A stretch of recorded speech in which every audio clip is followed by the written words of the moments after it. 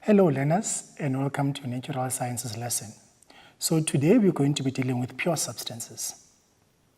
But before we begin, did you know that pure substances are classified as elements and compounds? If you didn't, now you do. Right, so what I want us to achieve by the end of this lesson is the following.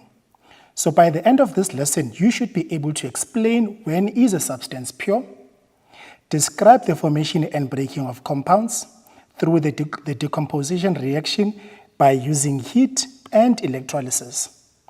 And then lastly, I want you to be able to differentiate between a pure substance and a mixture. So that's what I want you to be able to achieve by the end of this lesson. So to make sure that we achieve our objectives, we're going to break our main idea, which is the pure substances, into three concepts.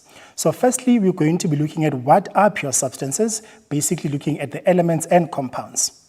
And then also going to be looking at the formation of compounds, and then also going to be looking at the breaking of compounds through the decomposition reaction by using heat and the electrolysis reaction. And then lastly, we're going to be looking at what mixtures are in terms of mixtures of elements and mixtures of compounds.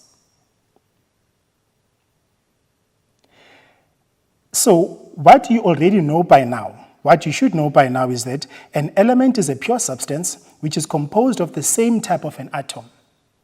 And then you also know that when two different elements are bonded together, they form a complete different substance.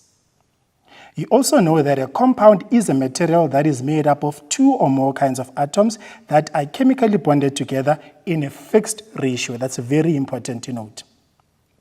And then you also know that different elements have different symbols, and the compounds will be a combination of the symbols of different elements. So now we need to identify elements and compounds from the substances below.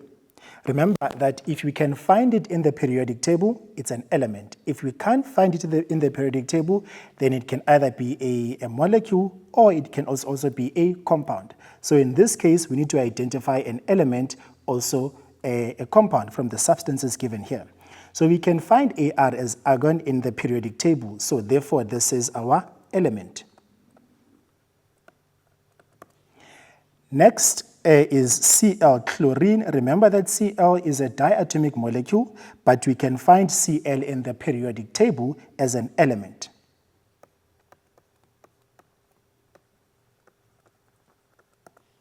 Now our next one, NaCl. So now as you can see, this is a chemical bond between Na and Cl. We can find Na on the periodic table. We can also find Cl on the periodic table separately, but we cannot find this compound or these two substances together as one in the periodic table. So therefore, this is a compound. And then last one, sulfur. It has a chemical symbol S, and that we can find also in the periodic table. So remember, if we can find it in the periodic table, it is an element. So this is an element.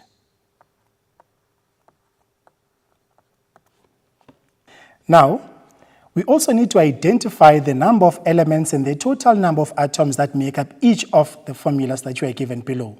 So O2. What's the number of elements that are making up this O2? We only have one element here. But then how many atoms are making up this O2? So we have two oxygen atoms that are chemically bonded together to form the O2. So the total number of atoms here is 2. And then we have H2O. What is then the number of elements that are given here? So we have two elements. We have hydrogen, we also have oxygen. So we have two elements from here, the hydrogen and the oxygen, and the total number of atoms that are making up the H2O. So we have two atoms of hydrogen and one atom of oxygen. Combined together gives us 3 atoms. And then we also have CH3COOH. So what is then the number of elements that are making up this particular compound? So we have a 1, which is the carbon. We also have the second one, which is the hydrogen, and then the third one is our oxygen. So we have 3 elements, an element of a carbon, a hydrogen, and an oxygen. and then we have 3 elements.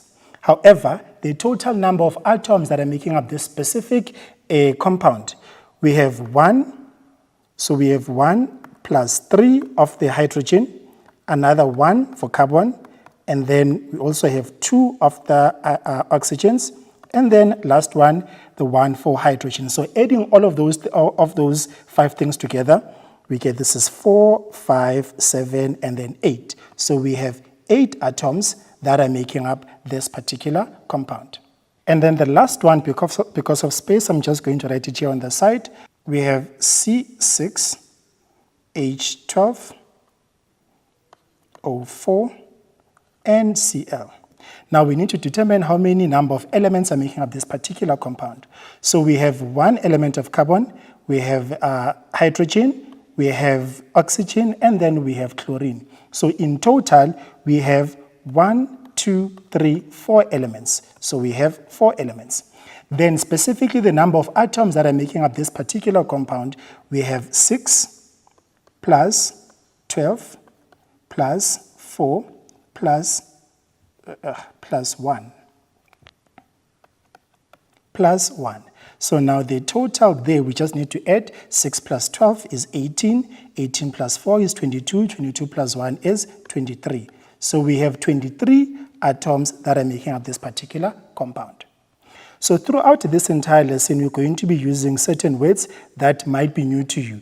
So I want you now to look at these words that you're going to be using. So we have pure substances, compounds, mixture, reactants, products, and we also have a chemical reaction, electrolysis, chemical bond, and a chemical formula. So I hope you take note of these words because we're going to be using them throughout this entire lesson.